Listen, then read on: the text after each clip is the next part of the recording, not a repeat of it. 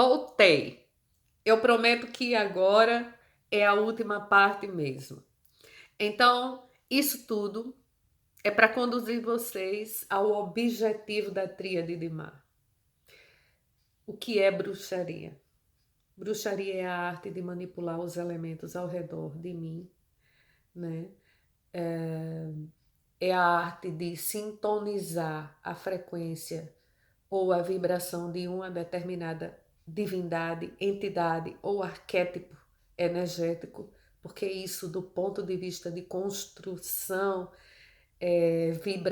vibracional, não obedece às leis do tempo e do espaço, uma vez que uma egrégora, que um conjunto, um campo morfogenético, um campo que vibre força e energia seja criada, ele não pode ser destruído, isso é físico, e eu posso acessá-lo, nem que ele tenha sido formado há milênios atrás, né? Eu posso acessá-lo, com a sintonia correta, eu posso acessá-lo. Então, esse é outro ponto. E depois, saibam que toda magia, ela parte realmente da minha dedicação, do meu coração, primeiro da relação que eu tenho comigo, para depois se expandir para a relação que eu tenho com o mundo. Um dom não é um presente, não é. Um dom é uma habilidade a ser desenvolvida, é um contrato de alma. Vocês assumiram esse contrato antes de habitarem um corpo de carne. E a luz hoje convoca todas as pessoas que estejam atraídas pelo caminho a expandirem a sua luz para iluminar outros. Porque essa era de Aquário convida a isso, convida os trabalhadores da luz a ofuscarem essa treva negativa que tenta tomar conta do mundo, né?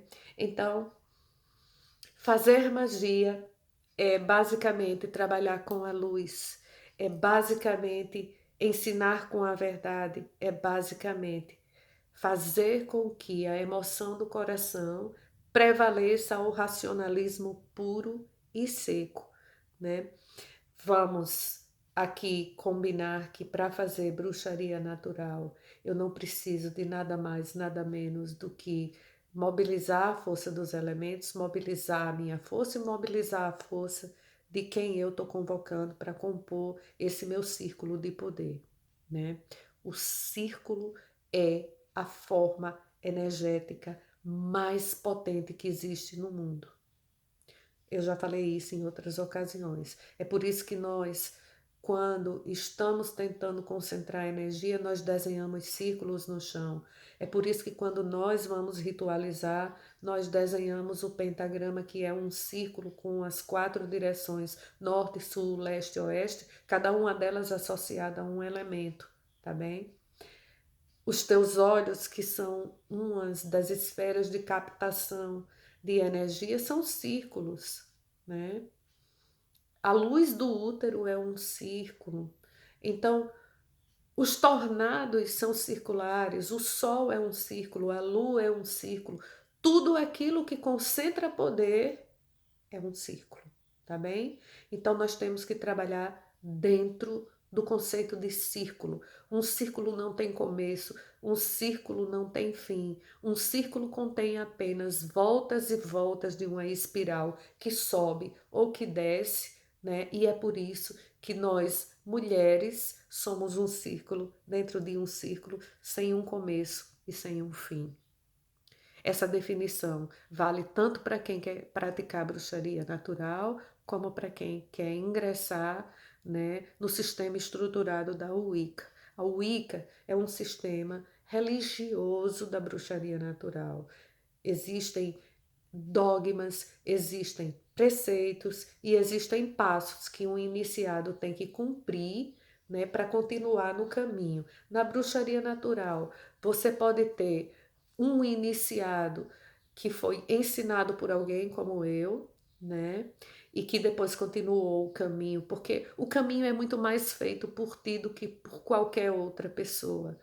Uma pessoa que você encontre só te dá um pontapé inicial, mas depois o caminho se faz ao caminhar. E é você, à medida que vai adquirindo conhecimento, que vai construindo ele, certo? Então, existem duas coisas que a gente tem que comentar aqui antes que a gente fale de como começar a bruxaria de fato. O dogma da Wicca, faça o que quiseres, desde que não faças mal a ninguém. E o dogma da velha arte, da bruxaria natural, da ancestralidade. Tudo o que fizeres tem uma repercussão no universo. Então, sempre que manipular energias, finalize dizendo: se for para o meu bem ou bem comum de todos. Esses são os pontos centrais. Eu não posso mexer com o equilíbrio sem saber que eu vou ter o efeito bumerangue, né, o efeito rebote, também saindo de mim e retornando à fonte. Esse efeito bumerangue, chamado bumerangue mais recentemente, mas antigamente conceituado como efeito rebote, também pode ser trazido à luz da física de que tudo aquilo que emite também recebe. Então, se eu quero melhorar o ambiente ao meu redor, eu tenho que ter muito cuidado com aquilo que eu estou emitindo, porque eu vou receber de volta. E se eu vou receber de volta, eu tenho que saber o que é que eu vou colher com aquela semeadura que eu fiz, né? Existem pessoas que falam no poder do 3, né? A lei do tríplice, baseada nas 3 faces da deusa, que você vai receber 3 vezes. Existem aqueles que defendem que é o 3 vezes 3, pode ser 3, pode ser 9 ou outros múltiplos, né? Mas independente da crença, da quantidade de pacotes de retorno, digamos assim, que você vai receber, eu quero que vocês acreditem que você recebe. Então, você já falou muito, já vai no terceiro vídeo, mas ainda não disse como é que eu faço magia. Primeira forma de uma mulher começar a fazer magia é tratar dela própria, né? Uma mulher precisa ter autorrespeito, senso de preservação, uma certa dose de independência. Não vamos aqui dizer que todas nós somos independentes de tudo, porque nós não somos. Nós temos as nossas dependências emocionais, nós temos os nossos caminhos, os nossos companheiros, as nossas famílias, e isso representa em maior ou menor grau algum nível de comprometimento. Mas nós temos que ter clareza, né, e liberdade de apresentar as nossas ideias e de manifestar as nossas vontades. Nós, mulheres que estamos no caminho da arte, não praticamos o dogma da autocomiseração, não nos permitimos ser agredida, nem física, nem psicologicamente, porque nós acreditamos que temos a divindade em nós e que nós merecemos ser amadas simplesmente por estarmos no mundo. Esse é um ponto. O outro ponto é: eu não posso fazer magia sem estudar. Eu não posso. A primeira coisa que eu tenho que ter é um caderno. Como é que você vai chamar ele? Se bloco de notas, caderno de notas ou sofisticadamente de livro das sombras, não importa. Desde que você tenha um caderno para anotações. Você tem que ter. Depois, livros para ler. E depois, você tem que entender que a magia é o próprio ambiente ao teu redor. Você pode começar através de pequenos rituais, né? Eu vou tomar banho, eu vou imaginar que eu ali estou limpando o meu corpo físico e a minha mente naquele banho. Eu fecho os olhos, eu respiro e eu tenho todo um universo pulsante ao meu redor, né? Eu vou beber um chá, então eu estou ali bebendo aquele chá que tem propriedades curativas e estou ali de olhinhos fechados dizendo que esse chá que eu esteja bebendo agora cure o meu corpo, que me ponha em sintonia com o meu poder. Não precisa nada especial, né? Basta que você faça isso. Você olha para a luz do sol quando acorda de manhã e você diz: mais um dia eu estou aqui. Que toda boa mágica se manifeste para mim. Ou seja, você vai abrindo a mente aquilo que faz parte da tua vida e que faz parte da vida de todo mundo. Entende? Que é encontrar a magia nos 4 elementos físicos: terra, fogo, água, ar. Porque a principal magia é ter um coração e uma mente aberta para aprender a identificar que a tua própria existência ela é mágica. Depois, o teu principal instrumento de magia é o teu corpo. Se você se puser de pé, eu não consigo fazer aqui porque estou sentada com os braços abertos, a cabeça na posição correta, né? No alinhamento dos ombros e as pernas afastadas, o que é que você vai formar? Um pentagrama, não é? Então, o primeiro pentagrama mágico que existe é você. Ninguém diz isso, mas você, se quiser canalizar poder, você faz a posição do pentagrama, né, dentro do seu quarto, ou embaixo da lua cheia, ou na luz do sol da manhã, e você já canaliza montes de energia. Ou então, eu faço um mudra essencial, mão esquerda no coração, mão direita na mente. Fico ali quietinha, respirando.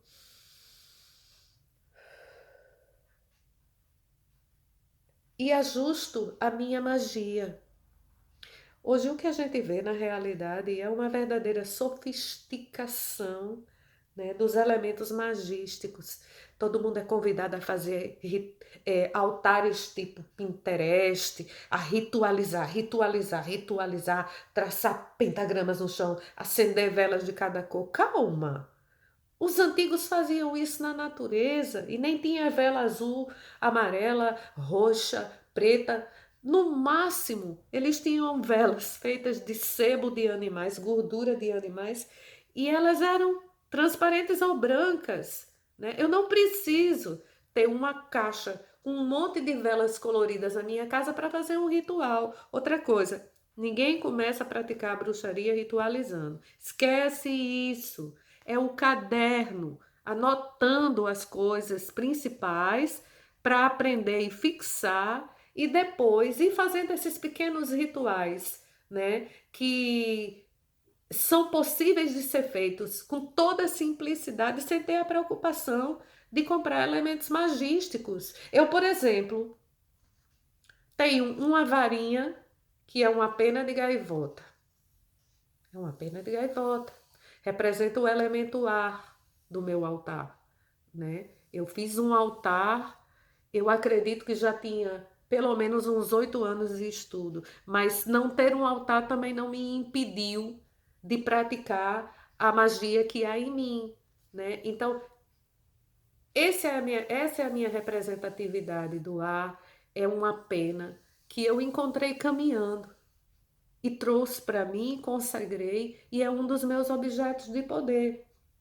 Eu tenho algumas coisas, por exemplo, eu tenho um atame, né, que me foi doado por outra mulher, por outra irmã, é um atame de marfim puro, né, e não é por isso que ele é valioso, pelo fato dele ser um atame de marfim puro. Ele é valioso porque ele veio da mão de outra pessoa que disse que eu merecia ter esse atame. Então, tá aqui o meu atame, mas também só chegou muito tempo depois. Eu tenho uma pedra, que também foi uma pedrinha que eu encontrei caminhando, e essa pedra representa os ossos da terra, né? As pedras são espetaculares para trazer a magia para os nossos corpos quando nós estamos desvitalizados. Eu tenho algumas vassouras, porque não convém mostrar aqui, elas são muito grandes. E tenho aqui um caldeirão muito antigo que me foi dado por outra irmã de coração, né? para que eu pudesse fazer as minhas coisas.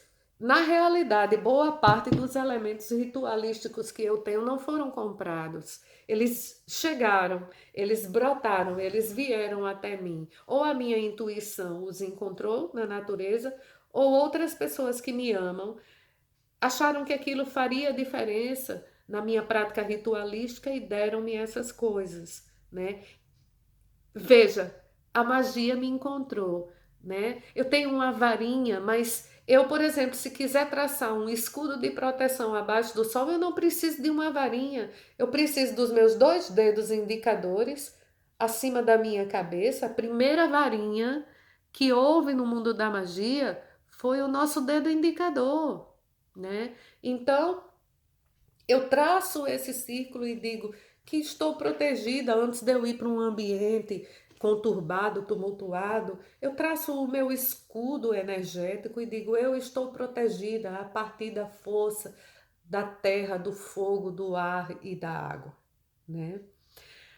Portanto, meninas, não é necessário gastar dinheiro em caldeirões sofisticados, né, logo no início, nem em varinhas, nem em atames, né, nem em símbolos da deusa, em cálices cerimoniais. Se você tiver um copo em casa que você goste muito e quiser consagrar aquele copo para ser o seu cálice, né, ritual, para pôr no seu altar, você pode.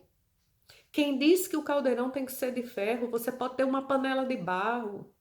Aliás, os caldeirões iniciáticos dos povos ancestrais eram feitos de barro e não de metal. Só depois que o homem aprendeu, através do fogo, a manipular metal, é que começaram a surgir os caldeirões em ferro, né? Então, essa coisa de hiper sofisticar a prática não é uma coisa produtiva. A maioria das mulheres acreditam que sim. Então, para começar, eu só preciso do meu corpo, preciso realmente de um caderno, de um lápis, né? E de muitos livros e de pessoas dispostas a esclarecer com compromisso para onde, para quais direções eu devo seguir, tá bem? Ah, antes que eu diga adeus e agradeça pela participação de vocês nesse vídeo, eu gostaria de dizer que para se tornar uma bruxa não é necessário nascer com a marca da bruxa. Toda mulher foi preparada eu acredito que pela iniciativa do grande poder criador, a usar as suas energias, né? As energias do seu ara, as energias do seu coração, as energias da sua mente para canalizar a magia. Como nós temos muito mais facilidade de acessar o intuitivo através da nossa imensa capacidade imagética, é por isso que nós encontramos mais mulheres acessando a magia do que homens. Não é que eles não possam, mas é porque para nós o mundo imagético é mais tangível, os homens são mais práticos, né? Então eu tenho que começar por mim. Eu tenho que começar acreditando que isso é uma coisa que sempre esteve e sempre estará entre nós, que não é preciso ter dons especiais, marcas no corpo, hereditariedade, que né? A bruxaria não é genética. Existem bruxas, claro, que já nasceram com canais muito mais desenvolvidos, assim como médiums nascem. Isso é comum, né? Mas não é uma predestinação. Ai, quer dizer que eu que não sinto nada, se quiser me tornar uma bruxa, eu posso? Pode. Com disciplina, concentração, respeito à verdade e cada vez mais sintonia das energias corretas, você pode sim. Então, eu vou finalizar essa primeira programação, né? É, totalmente caseira, com o cão abrindo e fechando a porta o tempo todo, mas Eu agradeço a toda e qualquer mulher que me dá esse voto de credibilidade e estão na tábua comigo. Eu gostava de estar perto de cada uma de vocês, fisicamente, e poder trazê-las aqui para a beira da praia. Eu já disse, eu moro numa ilha e às vezes vou à beira-mar ritualizar sozinha, eu e a mãe, e digo: ai, que falta, minha grande mãe que estás no céu, que eu tenho de ter outras mulheres aqui perto de mim. Mas quem sabe, muito brevemente eu consiga, né, reunir algumas para fazer um exercício de fé. Por enquanto, o exercício de fé é aqui. Eu lamento não responder a todas que me procuram e tento responder o máximo possível, né? Olha, tem uma coisa aqui. Tento responder o máximo possível, mas eu sou uma mulher muito ocupada, eu trabalho muito e todo o tempo livre que eu tenho, eu dedico à tábua, porque, como eu vos disse, em primeiro lugar, é um compromisso com ela, é um compromisso, em segundo lugar, comigo, e o terceiro e maior compromisso é com vocês. Sim, é com vocês, porque eu tenho certeza que se alguém encontrar sentido aqui, vai levar esse sentido adiante. E aí nós vamos combater essa imensa ilusão de que a bruxaria é algo inatingível, né? Que não é. E vamos transformar a vida de muitas mulheres no mundo. Como diziam as antigas, encantada, que cada uma de vocês possa acessar o conhecimento, a serpente, né?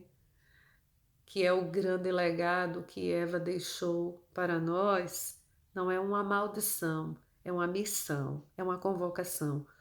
Busque o conhecimento. Gratidão do coração. Abençoadas sejam, abençoadas estejam. Obrigada, Távola.